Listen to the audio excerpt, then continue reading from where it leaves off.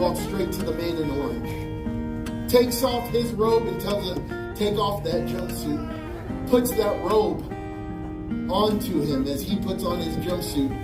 And then the judge goes and takes his spot in prison. This is what God did by sending his son Jesus to die on the cross for us.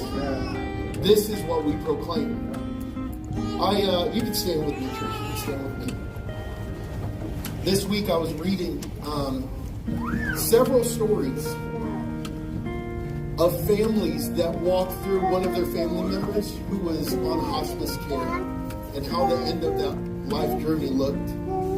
And I was reading one after another, and one of them just stood out to me because I was also preparing this sermon this week, and it just stood out to me that this lady, she was sharing the story of her mom's last 4 days on hospice care.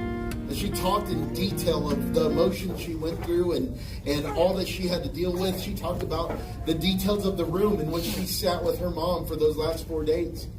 She said at one point the nurse came in and she's holding her mom's hand, and the nurse says, your mom has only got 20 hours to live. That's what we're expecting out of her, is the next 20. She said, I looked at my mom and I was just hoping she was comfortable during that time. She said, my mom had opened her eyes a little bit here and there over those last 4 days, hadn't said anything in those 4 days.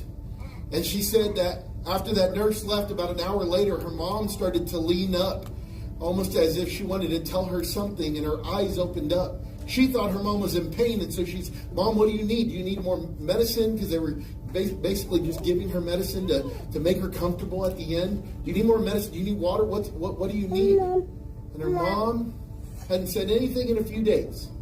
Whispered in her daughter's ear, tell them about Jesus. The last words, she says, the last words I ever heard my mom say.